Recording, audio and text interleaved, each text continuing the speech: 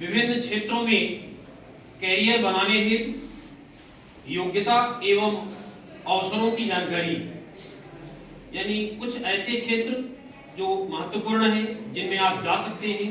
उन क्षेत्रों में जैसे कृषि, ललित कला, वाणिज्य, कला, विज्ञान, सैन्य, शिक्षा विभाग, इन विभागों में जाने के लिए क्या योग्यताएं होनी चाहिए और इन विभागों में क्या अवसर हैं, कौन कौन से पद हैं, वहां जाने पर आपको क्या बेनिफिट होगा, इन सब पर प्रकाश डाला जाएगा।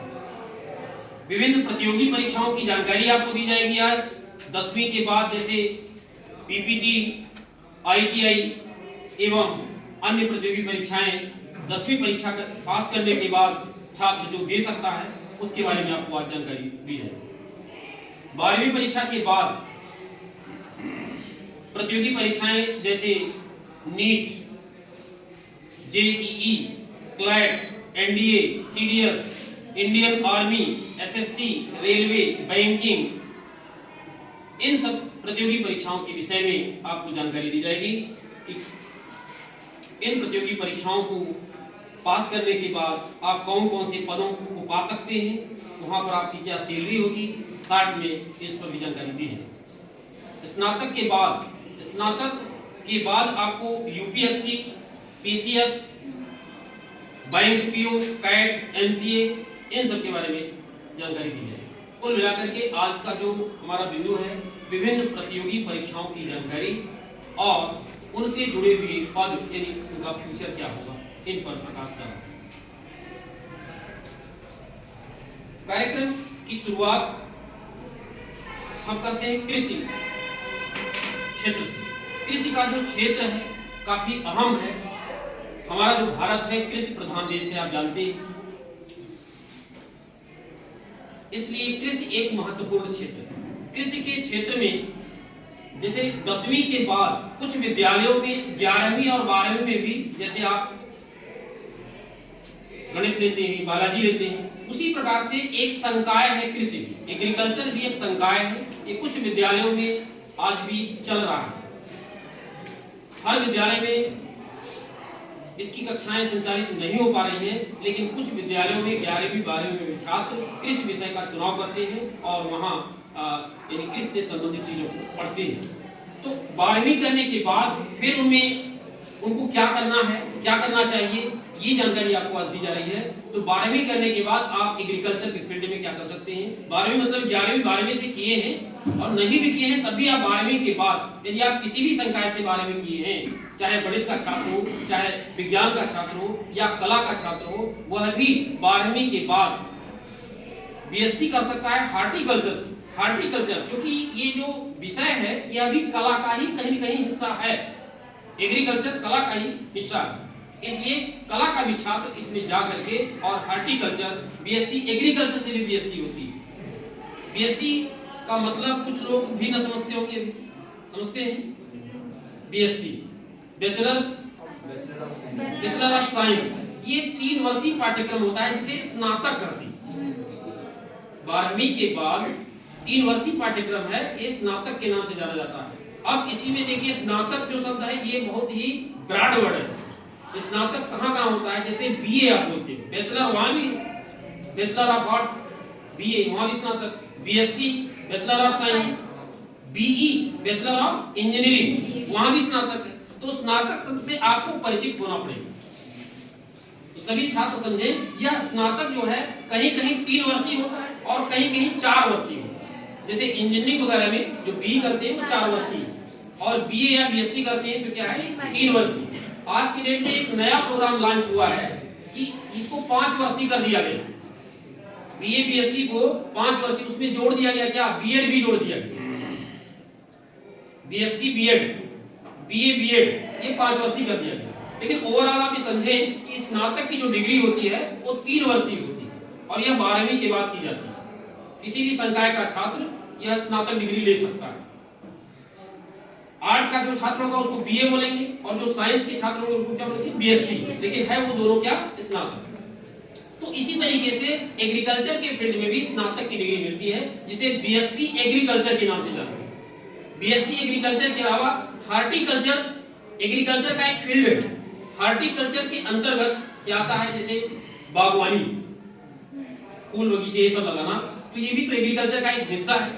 तो इस फील्ड में भी अलग से बीएससी होती है, उसको बोलते हैं बीएससी इन हार्टिकल्चर। इसके अलावा BSc in forestry, BSc in forestry भी होती है एग्रीकल्चर की फील्ड। वानिकी में जंगल, आप समझते हैं फॉरेस्ट जंगल, तो बीएससी इन फॉरेस्ट्री। तो ये 2-3-4 डिग्रियां हैं जो कि एग्रीकल्चर के फील्ड में उपलब्ध है। यदि छात्र की इच्छा है कि एग्रीकल्चर के फील्ड में वो काम करे तो वह इन डिग्रियों को प्राप्त कर सकता है।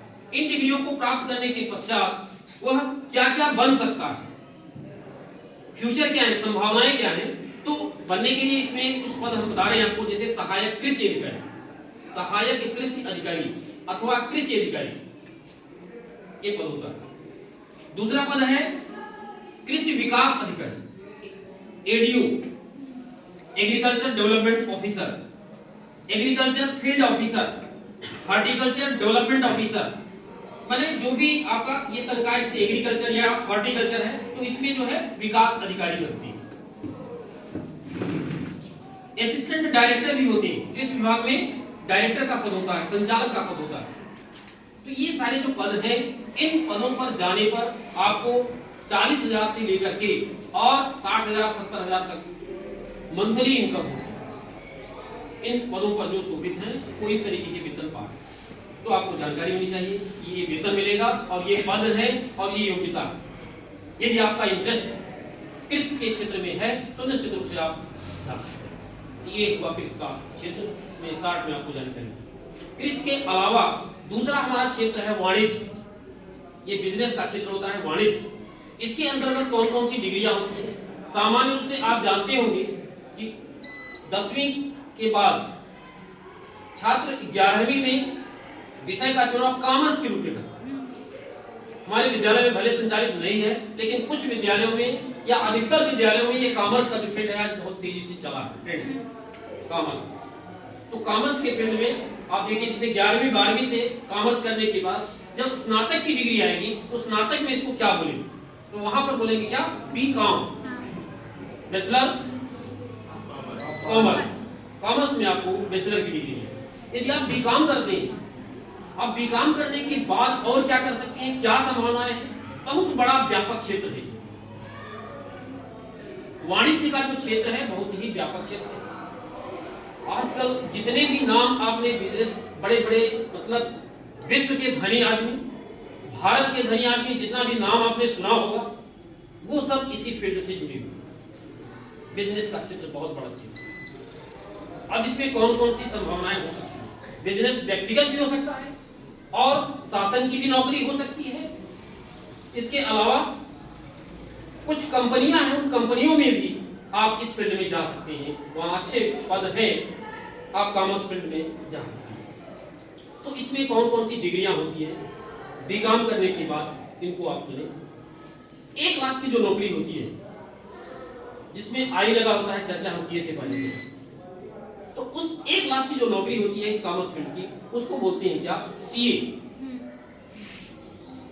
सीएस, सीए का मतलब है चार्टर्ड अकाउंटेंट। ये चार्टर्ड अकाउंटेंट 3 इसमें पद हैं, एक सीए है, एक सीएस है, कंपनी सेक्रेटरी, और तीसरा है आईसीडब्ल्यूए, इंडियन कस्टमर अकाउंटेंसी। पूरा ये अकाउंट का फील्ड है। यदि आपको लगता है कि हम हिसाब किताब लगाने में बहुत अच्छे हैं, हमको हिसाब किताब वाली चीजें बहुत ज्यादा दिमाग में हमारे बनी रहती हैं, यदि आपका इंटरेस्ट है तो आपका फील्ड कॉमर्स हो सकता है। जब आप सीए करने जाएंगे तो उस फील्ड में आपको ये सीए इक्विवेलेंट, मतलब मेहनत में हम कहें तो जो आपने सुना होगा, आईएएस सुना होगा, आईआईटी सुना होगा, जो मेहनत वो मांगते हैं शायद ये उससे ज्यादा आपको पता भी होना चाहिए कि किसी कोर्स में हम जा तो रहे हैं, लेकिन क्या हमारी क्षमता वहां है कि नहीं है सीए करने। तो सीए एक्चुअल में होता ये कॉमर्स का फील्ड है, लेकिन यदि कोई बीएससी करने वाला छात्र, यानी जो साइंस से गया है, गणित से गया है, से गया है वह भी चाहे तो सीए कर सकता है। जरूरी नहीं कि वो बीकॉम किया हो तभी वो सीए कर सकता है। सीए करने के लिए योग्यता क्या है? स्नातक। स्नातक होना चाहिए, वह किसी भी संकाय में स्नातक हो सकता है। सीए के लिए एक एंट्रेंस टेस्ट होता है। एंट्रेंस टेस्ट बोलते हैं सीपीटी, यानी कॉमन प्रोफिशिएंसी टेस्ट। ये 2 घंटे का टेस्ट होता है, कॉमन प्रोफिशिएंसी टेस्ट। और इस टेस्ट में जब आप पास हो जाते हैं तब 2 प्रकार के कोर्स, यानी जो वहां पर कोर्स है कुल, उसको 2 भागों में डिवाइड किया गया है। एक इंटरमीडिएट और दूसरा फाइनल। इंटरमीडिएट के कुछ पेपर होते हैं, उन पेपर को आपको पास आउट करना होता है। इसमें सुविधा ये होती है कि जैसे 4 पेपर की आपने परीक्षा दी, यदि आपके 3 पेपर निकल रहे हैं और 1 पेपर नहीं निकल रहा है तो अगले राउंड में हम उसको निकालते हैं। वहाँ ऐसी कोई सुविधा, ऐसी मतलब असुविधा नहीं है कि आप फेल हो गए फिर से आपको जो पास आउट हुए उनको फिर से पढ़ना है, ऐसा नहीं। यानी आप अगले सेशन में उसको भी दे देंगे जो आपका पेपर नहीं उसमें क्लियर हुआ। तो इस तरीके से इंटरमीडिएट करने के बाद जब पूरे पेपर आपके निकल जाएंगे तब आप फाइनल के पेपर निकालेंगे। तो ये सीए की जानकारी है। मैं बहुत दिन से सोच रहा था कि आप लोगों को सीए के बारे में जानकारी दूं और ये अवसर मिला हुआ है। निश्चित रूप से आप सुनिए, जानिए कि ये बहुत ऊंची चीज है। यदि आपका इंटरेस्ट है तभी आप उस फील्ड में जाइए सीए। इसके बाद सीएस भी इसी से मिलता जुलता है। CS company secretary, company secretary में भी ठीक इसी प्रकार का पैटर्न है, वहां भी इंटर और वहां भी फाइनल। ये आईसीडब्ल्यूए ये मतलब तीनों एक ही पैटर्न पर चलते हैं। कुछ पेपर कॉमन होते हैं और कुछ पेपर अलग होते हैं, क्योंकि कंपनी का जो सेक्रेटरी बनेगा, जो सीए करेगा वो क्या बनेगा? कंपनी का ऑडिटर बनेगा, कंपनी का अकाउंटेंट बनेगा, उसका काम थोड़ा सा अलग होगा। और जो कंपनी का सेक्रेटरी बनेगा उसका काम थोड़ा सा अलग होगा, लेकिन होगा जुड़ा उसी से, इसलिए कुछ पेपर कॉमन होते हैं और कुछ पेपर अलग। तो आईसीडब्ल्यूए करने वाला, सीए करने वाला एक कंपनी का क्या बनता है? ऑडिटर बनता है, कंपनी का हेड अकाउंटेंट बनता है। और सीए करने वाले की जो सैलरी होती है वो सैलरी बहुत ज्यादा होती है। हम अंदाजा भी नहीं लगा सकते कि उनकी सैलरी मंथ में कितनी हो सकती है। ये मंथ में लगभग 5 लाख 6 लाख के ऊपर सकती है। कहने का मेरा मतलब यह है कि बिजनेस के फील्ड में पैसा बहुत है, लेकिन आप तुलना करें, आप आईएएस से तुलना करें, आईएएस की सैलरी ज्यादा नहीं है, लेकिन तुलना करेंगे तो यहाँ इसकी पर्सनालिटी ज्यादा अच्छी है दूसरे हिसाब से। तो सबका अपना अपना इंपॉर्टेंस है। जहाँ आप देखेंगे शिक्षा के 2 क्षेत्र, एक व्यक्तित्व निर्माण भी है और दूसरा क्या है? रोजगार भी तो है। तो यदि आपकी इच्छा है बहुत ज्यादा पैसा कमाने की तो आप जा सकते हैं सीए के फील्ड, यदि आपका इंटरेस्ट है। तो इस तरीके से टैक्स का फील्ड भी होता है। इसमें सीए वाला जो है टैक्स अकाउंटेंट भी बनता है, टैक्स सलाहकार भी बनती है, ये सब एक फील्ड होता है। तो चलिए वाणिज्य के क्षेत्र में आपको ये जानकारी दी गई। इसके अलावा एक क्षेत्र होता है वाणिज्य से ही जुड़ा है, ये भी कंप्यूटर का जो फील्ड है। कंप्यूटर का फील्ड आजकल बहुत तेजी से चला है, आईटी का फील्ड है, इंफॉर्मेशन टेक्नोलॉजी बहुत तेजी से बढ़ रही है। और इसी फील्ड में इससे संबंधित छोटे छोटे जो जॉब हैं, जो कोर्सेज हैं, इनके बारे में भी आपको जानकारी होगी। इसमें diploma, certificate course. Certificate course का मतलब होता है वो 6 महीने का होता है। सर्टिफिकेट कोर्स किसी भी संबंध में यदि सर्टिफिकेट कोर्स कहा जाए, जैसे स्नातक कहा जाए तो 3 वर्ष ही आपके दिमाग में आना है। उसी प्रकार से सर्टिफिकेट कोर्स का मतलब होता है 6 महीने अथवा 1 वर्ष, ये सर्टिफिकेट कोर्स होता है। डिप्लोमा जो कोर्स होता है, यह डिप्लोमा 1 वर्ष से लेकर के 2 वर्ष तक का हो सकता है। तो कंप्यूटर के क्षेत्र में डिप्लोमा भी होता है, diploma in computer application, certificate in computer application. इसके बाद अब ग्रेजुएशन में जब जाएंगे 3 वर्षीय पाठ्यक्रम में तो आपको मिलेगा BCA, bachelor in computer application, BCA मिलेगा। बीसीए करने के बाद और आगे जब फील्ड में जाएंगे तो आपको एमसीए मिल जाएगा, मास्टर डिग्री। मास्टर डिग्री किसी भी चीज की लगभग 2 साल की ही होगी, 2 साल, 2.5 साल, 3 साल, इससे ज्यादा नहीं होता। अधिकतर 99% 2 वर्षीय ही है मास्टर डिग्री। तो एमसीए आप कर सकते हैं, बीसीए करने के बाद एमसीए। और इस तरीके से कंप्यूटर के फील्ड में अपना रोजगार आप ले सकते हैं। कंप्यूटर के क्षेत्र में तो बहुत रोजगार है। कंप्यूटर के क्षेत्र से संबंधित विशेष रोजगारों की चर्चा कल के सेशन में होगी, क्योंकि कल रीति से, परंपरा से हट करके जो रोजगार है उनकी चर्चा होगी कल, और वो कंप्यूटर के फील्ड की चर्चा डिटेल में वहां पर हम लोग करेंगे। इसके बाद अगला जो यद्यपि कॉमर्स से जुड़ा ही ये भी विधा है, इसको बोलते हैं IIM। नाम आपने सुना होगा, इंडियन इंस्टीट्यूट ऑफ मैनेजमेंट। ये संस्था है IIM कॉलेज इसको बोलते हैं आप, है ना। IIM आज के डेट में, पहले IIM की संख्या कम थी, आज के डेट में IIM की संख्या 20 हुई। IIM मैं बार बार इसलिए बोलता हूँ कि हमारे विद्यालय का ही एक छात्र IIM में पहुंच चुका है। आपको जानकारी ना हो तो इस कार्यक्रम के माध्यम से जानकारी हो जानी चाहिए। विद्यालय का एक छात्र, हमारे गांव का भी वो छात्र है, नीतीश कुमार चतुर्वेदी, मालूम है सबको?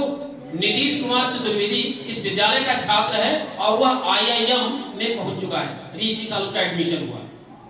तो निश्चित रूप से विद्यालय गौरवान्वित है। हमारा मॉडल स्कूल का छात्र, IIM मतलब होता है देश की श्रेष्ठतम नौकरियों में से एक। अभी नौकरी नहीं मिली है उसको, लेकिन मान के चलिए कि नौकरी मिल गई। ये IIM वो चीज होती है, माने पढ़ाई, ट्रेनिंग और इसके बाद क्या होती है, नौकरी। तो वो ट्रेनिंग पीरियड में पहुंच चुका है। मतलब IIM में एडमिशन के लिए जो प्रोसेस होती है, उस प्रोसेस को वो उसने क्लियर किया। वो प्रोसेस IAS से कमजोर नहीं है, शायद उससे टफ है।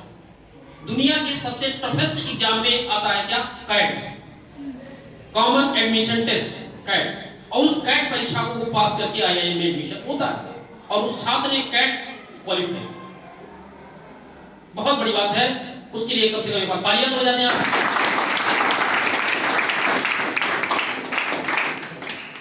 ये होता है प्रेरणा। कभी कभी हम प्रेरणा लेते हैं और प्रेरणा से हमारा जो अंदर जाग जाता है, कभी कभी वही चीज है। कम से कम हमारे विद्यालय का जो छात्र है, निश्चित रूप से आप प्रेरित होंगे। तो कैट के बारे में थोड़ी सी जानकारी आपको और डिटेल में आज दे दी जाए, क्योंकि IIM सुनते सुनते आपके भी काम पक गए होंगे। कैट परीक्षा में गणित विषय का इंपॉर्टेंस बहुत ज्यादा है।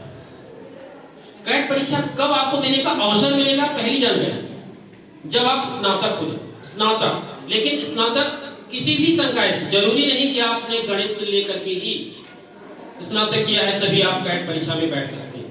कॉमर्स वाला भी बैठ सकता है, बायोलॉजी वाला भी बैठ सकता है, गणित वाला भी बैठ सकता है।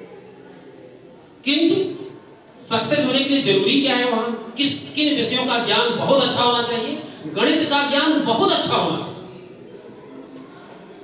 फिर दूसरी कौन सी विषय, अंग्रेजी का ज्ञान उससे भी ज्यादा अच्छा होना चाहिए। यानी गणित और अंग्रेजी, गणित का ज्ञान जितना है अंग्रेजी का उससे भी ज्यादा, और जितना अंग्रेजी का ज्ञान है उससे भी ज्यादा गणित का। कहने का मतलब दोनों विषयों का ज्ञान बहुत ज्यादा होना चाहिए। यदि आप समझते हैं कि हमसे अंग्रेजी बहुत अच्छी आती है, हमसे गणित बहुत अच्छी आती है, हम अंग्रेजी थ्रू आउट बोल लेते हैं, तभी आप वहां से थ्रू आउट स्पीकिंग चाहिए। और सोचो उसने बनाया होगा तो छात्र तो यही का, यानी उसका एम रहा होगा, आपने टारगेट बनाया होगा बहुत पहले, क्योंकि थ्रू आउट बोलना, इंग्लिश बोलना एक हिंदी मीडियम छात्र के लिए बहुत कठिन काम है।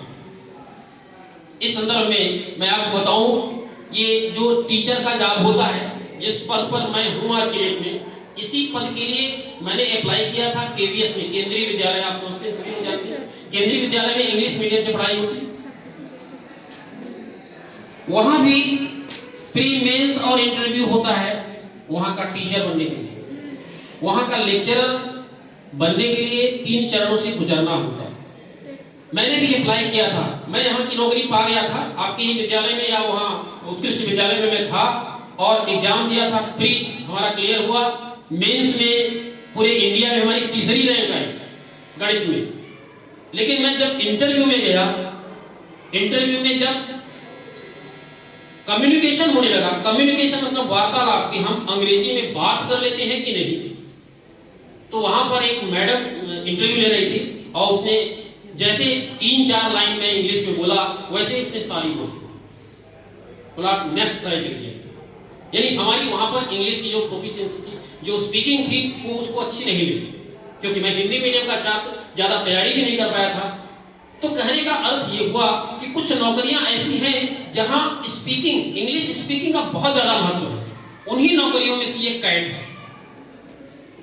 कैट में अंग्रेजी का ज्ञान होने के साथ साथ स्पीकिंग भी बहुत अच्छी आपको आनी चाहिए। तो यदि आपका ख्वाब है कि हम सीए के फील्ड में, सॉरी कैट के फील्ड में जाएं, तो अभी से आप अंग्रेजी बोलने की कला जो होती है उसको भी धीरे धीरे सीखना शुरू कर दीजिए।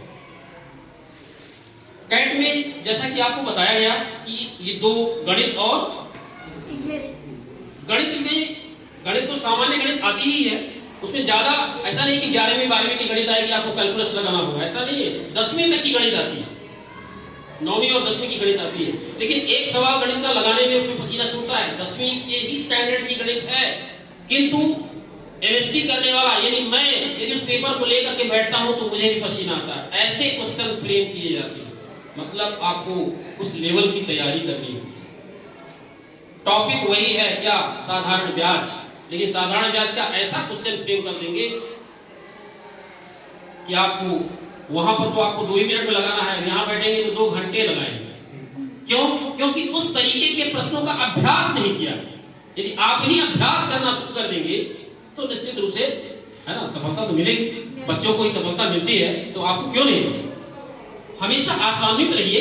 कोई चीज कोई बताता है कि बहुत कठिन है तो इसका मतलब ये नहीं कि हम उस दिशा में जाएं ही ना। पहले टटोले, देखिए, देखना चाहिए आपको कि क्या वास्तव में कठिन है, क्या हमारे लायक वो नहीं है। यदि है हम जा सकते हैं तो भी जाना चाहिए। बीएससी सेकेंड ईयर में जब मैं पढ़ रहा था, आपको बताऊं रीवा की कहानी, तो एक छात्र जो बीएससी फाइनल में पढ़ रहे थे वो बताए कि वो बीएससी फाइनल का एक 3rd पेपर है, वो बहुत कठिन पेपर है, बहुत कठिन पेपर है। आज तक का रिकॉर्ड है उसमें 50 नंबर में मुश्किल से 23-24 नंबर लोग पाती है। रियल एनालिसिस का पेपर था।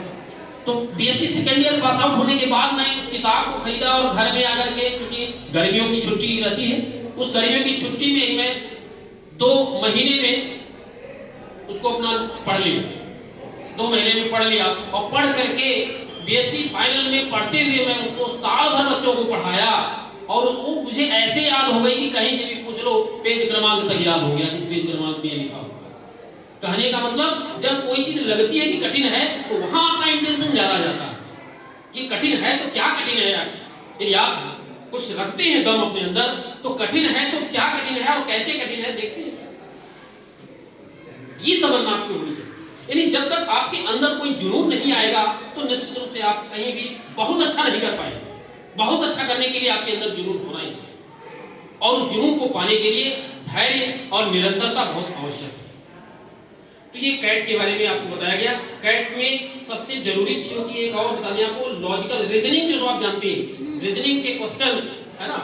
यदि आप पढ़ रहे हैं तो पढ़ने के साथ साथ रीजनिंग की किताब रखिए और जो भी आप उस समय मिले उस समय का सदुपयोग करते हुए रीजनिंग के क्वेश्चन बीच में आप किया करें, क्योंकि किसी भी कंपटीशन का हिस्सा है रीजनिंग आज के डेट में, लॉजिकल रीजनिंग। यदि आपका दिमाग कितना अच्छा काम करता है ये टेस्ट करते हैं, तो किसी भी फील्ड में जाने के लिए लॉजिकल रीजनिंग का एक पेपर रख ही देते हैं। कुछ ही परीक्षाएं ऐसी है जहां छुटा हुआ है, जैसे आईएएस परीक्षा है तो वहां भी कुछ न कुछ आज के डेट में सामान्य दिन में डाल देते हैं रीजनिंग के क्वेश्चन।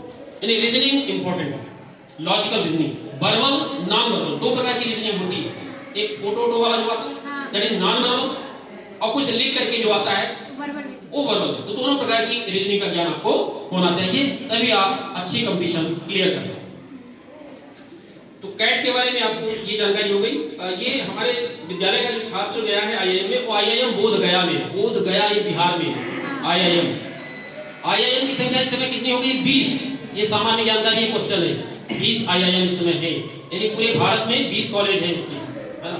सीटें मतलब बहुत कम है भाई, 20 है तो एक कॉलेज में हम कहते हैं कि 1000 की सीट है तो 20,000 सीट है, लेकिन छात्रों की संख्या कितनी रहती है? कितने लाखों में रहती है, एग्जाम देती है ना। तो इस तरीके से आप अपना मन बनाते रहिए कैट के लिए भी। इसके बाद दूसरा फील्ड देखते हैं, क्योंकि कई फील्ड हैं, हर फील्ड पर थोड़ी थोड़ी चर्चा हो जाए ताकि आपको ज्ञान हो जाए। बहुत सारे फील्ड हैं। एक होता है सैन्य, आर्मी का फील्ड जो होता है उस पर भी चर्चा करने के लिए निर्देशित मुझे किया गया है इसमें आदेश में। इस सैन्य के फील्ड के बारे में बच्चों को ज्ञान होना चाहिए। तो सैन्य में सबसे नाम तो सुना होगा आपने, आर्मी कितने प्रकार की होती है? जल सेना, थल सेना, तीन प्रकार की सेनाएं होती हैं और इनमें जाने के लिए जैसे इनमें क्या क्या बनते हैं, कोई किसी को मालूम है कोई पद, कोई अधिकारी बना वहां या किसी प्रकार का गया तो क्या बनता है, जैसे मेजर नाम सुना होगा, जनरल, कर्नल, लेफ्टिनेंट, ये सब बनते हो। यदि आपको रुतबा है आपका कि हमें लेफ्टिनेंट बनना है तो आपको प्रयास करना होगा, आर्मी की तरफ जाना होगा। स्पेलिंग पहले याद कर लेना लगेगा। Yes sir. आर्मी की तरफ जाने के लिए आपको किन किन परीक्षाओं से गुजरना होगा, उनके नाम कम से कम आप जान लें।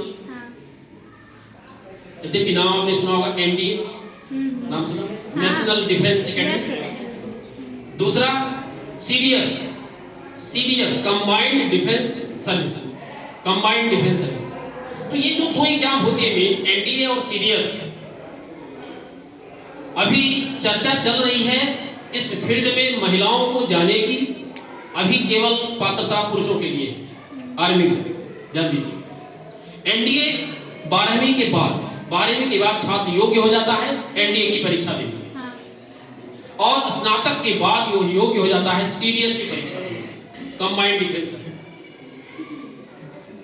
एनडीए की परीक्षा देने के लिए एलिजिबिलिटी है 16 साल से 19 साल।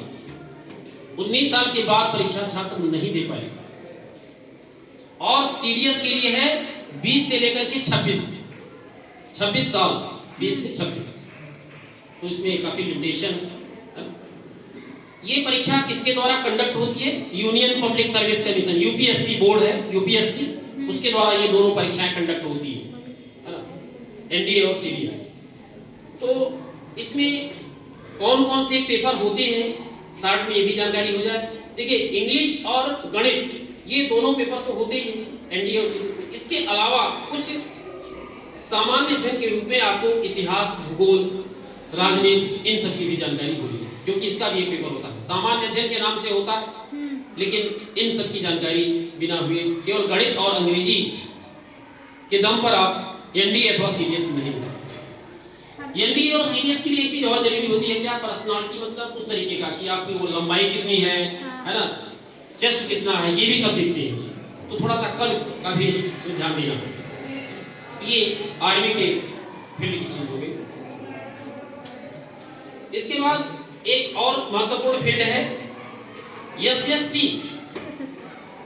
एसएससी नाम सुना है किसी? SSC, yes sir.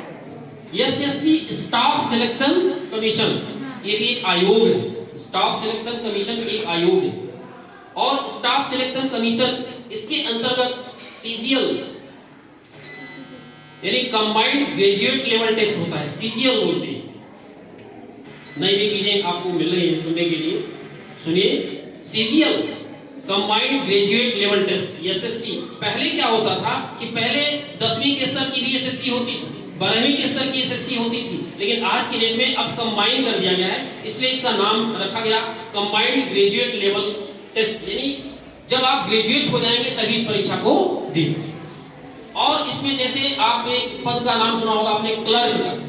Clerk bank में भी क्लर्क है और रेलवे में भी क्लर्क है। तो पहले क्या होता था, रेलवे के क्लर्क की अलग परीक्षा होती थी, बैंक वाले की अलग होती थी। अब क्या हो गया है कि विभिन्न विभागों में जो क्लर्क का पद है उनके लिए एक संयुक्त परीक्षा होती है। तो वही परीक्षा ये होती है, एसएससी के नाम से होती है, सीजीएल बोलते हैं, सीजीएल परीक्षा। तो इस परीक्षा में उत्तीर्ण होने के बाद क्लर्क बन सकता है व्यक्ति। क्लर्क के अलावा ऑडिटर बन सकता है, सेक्शन ऑफिसर बन सकता है। लेकिन विभिन्न विभागों में जो ये पद हैं उनके लिए कंबाइंड परीक्षा हो जाती है। बैंक हो गया, रेलवे हो गया, इनमें ज्यादातर जो पद हैं वो एसएससी के थ्रू भरे जाते हैं। तो एसएससी में जो परीक्षा होती है वो 4 चरणों में परीक्षा होती है।